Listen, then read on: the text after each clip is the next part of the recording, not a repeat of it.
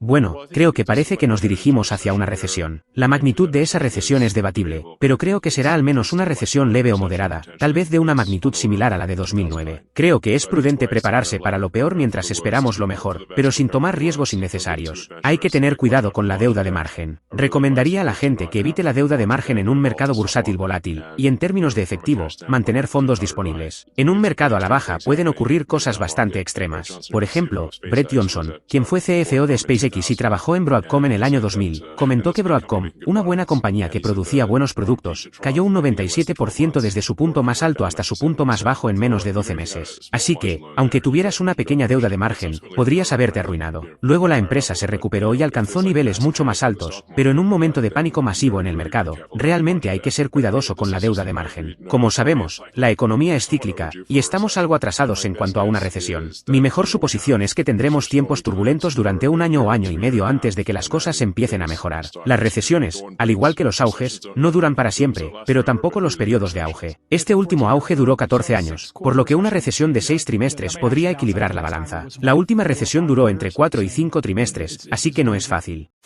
Estados Unidos se está quedando sin dinero extremadamente rápido, y parece que todos están haciendo la vista gorda. Todos están llevándose lo que pueden, llenando sus bolsillos como si fuera la vajilla de plata, antes de que el Titanic se hunda. El presupuesto del Departamento de Defensa es muy grande, alrededor de $1 billón anuales, entre el DoD de inteligencia, y los pagos de intereses de la deuda nacional acaban de superar el presupuesto del Departamento de Defensa, están por encima de $1 billón al año solo en intereses, y siguen aumentando. Estamos sumando $1 billón a nuestra deuda cada 3 meses, y pronto será cada 2 meses, luego cada mes. Al final, solo podremos pagar los intereses, como una persona que ha acumulado demasiada deuda en su tarjeta de crédito. Esto no tiene un buen final, tenemos que reducir el gasto. El argumento en contra que escucho de muchos políticos es que, si reducimos el gasto, considerando que en este momento el gasto total del gobierno federal, estatal y local suma entre el 40 y el 50% del PIB, casi la mitad de nuestra economía depende del gasto gubernamental. Y casi la mitad de la población en Estados Unidos depende, directa o indirectamente, de cheques del gobierno, ya sea a través de contratistas que reciben pagos del gobierno o como empleados de entidades gubernamentales. Así que, si reducimos el gasto demasiado rápido, se produciría una gran contracción, pérdida de empleo y recesión. ¿Dónde está el equilibrio? Ilan, pensando realísticamente, porque estoy completamente de acuerdo contigo, ¿cómo abordar esto cuando tanta parte de la economía y tantos empleos y medios de vida dependen del gasto gubernamental? Bueno, creo que es una dicotomía falsa. No es que no vaya a haber ningún gasto gubernamental, realmente se trata de evaluar si está en el nivel correcto. Recordemos que cualquier persona, si trabaja en una organización menos eficiente en lugar de una más eficiente, verá reducirse su contribución a la economía, su producción neta de bienes y servicios se reduce. Hay algunos ejemplos claros como los de Alemania del Este y del Oeste, y Corea del Norte y del Sur. En Corea del Norte, la gente está pasando hambre, mientras que en Corea del Sur, los efectos acumulativos de los aumentos en la productividad son asombrosos. Es literalmente como la noche y el día. En Corea del Norte, el gobierno controla el 100% de la economía. En Corea del Sur, el gobierno probablemente representa alrededor del 40%, no es cero, y aún así, el nivel de vida es al menos 10 veces mayor en Corea del Sur. Lo mismo ocurre con Alemania del Este y del Oeste. En Alemania Occidental, en términos de coches, tenías marcas como BMW, Porsche, Audi y Mercedes. Mientras que en Alemania Oriental, donde una línea arbitraria en el mapa separaba las dos, el único coche disponible era un Trabant, que era básicamente una cortadora de césped con una carcasa y extremadamente inseguro. Había una espera de 20 años para obtener uno, así que la gente ponía a sus hijos en la lista de espera tan pronto como los concebían, y aún así, solo una cuarta parte de la gente lograba conseguir ese coche tan deficiente. Este es un ejemplo interesante de cómo las mismas personas, con un sistema económico diferente, pueden experimentar resultados tan dispares. Y no es que Alemania Occidental fuera algún tipo de paraíso capitalista, era bastante socialista. En realidad, probablemente tenía un 50% de intervención gubernamental, en comparación con el 100% en Alemania Oriental, y aún así había una diferencia en el nivel de vida de al menos 5 a 10 veces, además de una calidad de vida enormemente mejor. Obviamente, algunas personas en esta era moderna siguen debatiendo qué sistema es mejor. Pues bien, les diré cuál es mejor, el sistema que no necesita construir un muro para mantener a la gente adentro. Eso lo deja claro. Cuando se necesita construir una barrera para evitar que la gente escape, ese es el sistema equivocado. No fue Berlín Occidental quien construyó el muro, de hecho, decían que cualquiera que quisiera irse a Occidente, podía hacerlo. Lo mismo pasa con las balsas de Cuba, muchos botes van desde Cuba, pero no hay nadie que tome los botes libres que podrían llevarlos de vuelta a Cuba, donde está el comunismo. Hay muchos asientos vacíos en esos botes, pero nadie los usa excusa para regresar. Esto es revelador. Si reducimos el gasto del gobierno a la mitad, se crearán empleos con suficiente rapidez para compensar la pérdida. Y claro, no estoy sugiriendo que las personas sean echadas de inmediato, sin ayuda, sin poder pagar sus hipotecas. Podríamos ver un proceso razonable en el que sigan recibiendo pagos por un año o dos mientras encuentran empleos en el sector privado, lo cual harán, y luego estarán en un sistema diferente. Se puede ver la diferencia. Alemania Oriental fue incorporada a Alemania Occidental, y los niveles de vida en Alemania Oriental aumentaron drásticamente.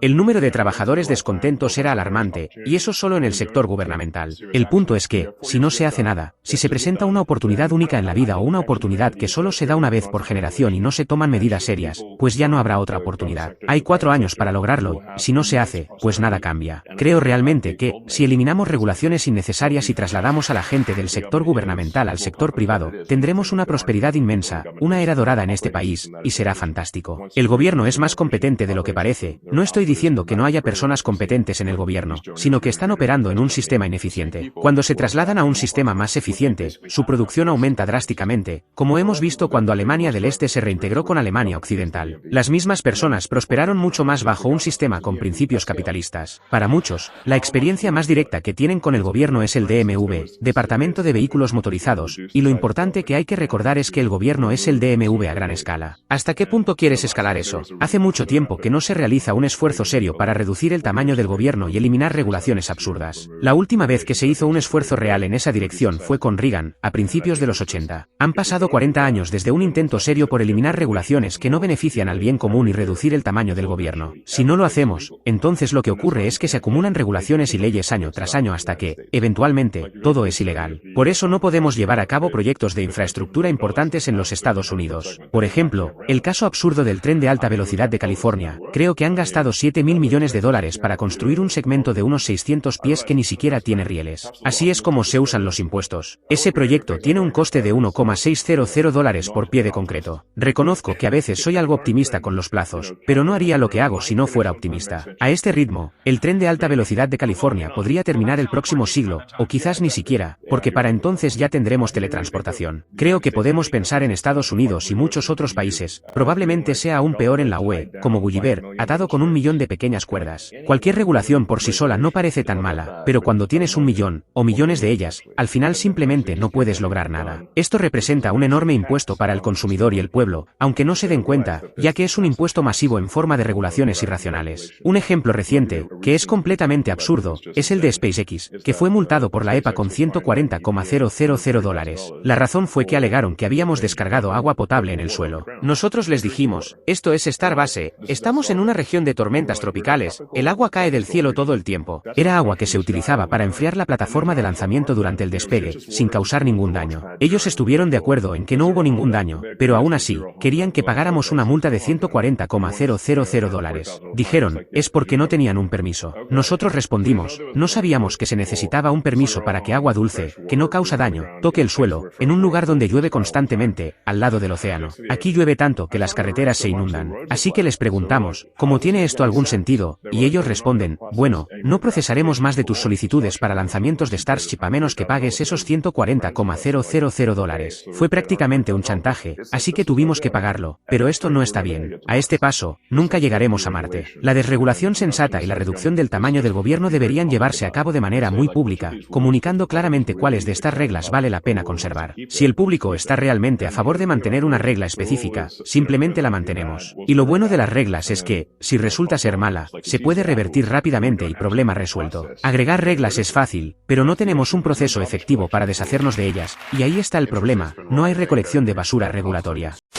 Ahora bien, los tipos de interés han ido aumentando desde la crisis financiera, lo que eleva el costo de préstamos para los consumidores y afecta al mercado. Hemos visto una corrección bursátil, y para muchas acciones de crecimiento y tecnología, ha sido prácticamente un colapso. Desde tu perspectiva y los datos que ves, ¿cómo percibes la situación económica actual? ¿Estamos en una recesión o simplemente en riesgo de una? ¿Cuál es tu evaluación? Bueno, predecir lo económico es siempre complicado, y uno debería asignar probabilidades a estas cosas. Ahora bien, las recesiones no son necesariamente algo negativo. He pasado por algunas, más, y lo que tiende a suceder es que, cuando un auge se extiende demasiado, el capital se asigna incorrectamente. Básicamente, empieza a llover dinero sobre proyectos poco sólidos, es decir, cualquier cosa absurda recibe financiamiento, y estoy seguro de que has visto unos cuantos de esos. En cierto punto, esto se vuelve incontrolable y se produce una mala asignación de capital humano, donde las personas están trabajando en cosas sin sentido y que no benefician realmente a los demás. Entonces, llega un punto en el que se necesita una especie de enema económico, por decirlo de alguna forma, para que todos se sientan un poco incómodos en sus asientos. Pero eventualmente, este enema económico cumple su función, despejando los conductos, por así decirlo. Las empresas que no aportan valor terminan en bancarrota, y las que realmente producen bienes útiles prosperan. La lección aquí es que, si estás creando productos útiles y tienes una empresa que tiene sentido, asegúrate de no operar al límite financieramente. Es prudente tener reservas de capital para atravesar periodos irracionales. En el pasado, cuando ha habido una recesión, ha sido impresionante lo repentino que puede ser el cambio, casi como un interruptor que se enciende o apaga de golpe. David, recordarás esto de los días de PayPal. Cuando recaudamos $100 millones en marzo de 2000, la demanda era tan alta que los inversores de capital de riesgo, literalmente, nos transferían dinero sin siquiera tener una hoja de términos. Rastreaban nuestro número de cuenta bancaria y transferían dinero, y nos preguntábamos, ¿de dónde vino esto? Era casi como si estuvieran lanzándonos dinero con una manguera contra incendios en marzo de 2000. Y luego, en abril de 2000, el mercado en caída libre y pasó de ser trivial recaudar dinero a que incluso las buenas empresas no podían conseguir financiamiento en tan solo un mes. Es importante tener en cuenta esto. PayPal casi fue a la quiebra en el año 2000, estuvo muy cerca, pero afortunadamente logramos recaudar esos $100 millones en marzo de 2000, sin los cuales habría sido el fin del juego, básicamente. Y ya veíamos venir algo así, por eso logramos completar la fusión con X.com en unas 3 semanas y conseguimos esos $100 millones porque estábamos todos en plan, oh, esto va a terminar pronto. Y luego, un mes después, fue prácticamente una pesadilla. Así que, si tienes una empresa saludable, asegúrate de tener algo de capital para resistir, y mantén un ojo en los costos. Si estamos en una recesión, y, lo más probable, es que estemos en una, entonces, controla tu flujo de caja y alcanza un flujo de caja positivo tan pronto como puedas. Creo que probablemente estamos en una recesión, y que esta empeorará. Pero, ya sabes, estas cosas pasan, y luego llegará de nuevo un tiempo de bonanza. Probablemente tendremos tiempos difíciles durante, no sé, quizás un año, tal vez entre 12 y 18 meses, que es el tiempo que generalmente lleva una corrección. Además, el déficit del presupuesto federal es una locura. Estamos hablando de unos $3 billones. Los gastos federales son de 7 billones, mientras que los ingresos federales son de 4 billones, lo que deja una diferencia de 3 billones. Si esto fuera una empresa, sería una pérdida de 3 billones. No sé si deberíamos seguir aumentando esa pérdida, parece una locura. Algo tiene que cambiar. No puedes gastar 3 billones más de lo que generas cada año y esperar que no pase algo malo. Esto no es bueno. El déficit real es mayor a 3 billones si consideras las obligaciones futuras. Son 7 billones de gastos actuales, pero es mucho más si tienes en cuenta las obligaciones futuras para el Seguro Social, Medicare y otros programas. Estamos operando con un déficit increíble, y algo tendrá que ceder. Simplemente no podemos seguir así indefinidamente.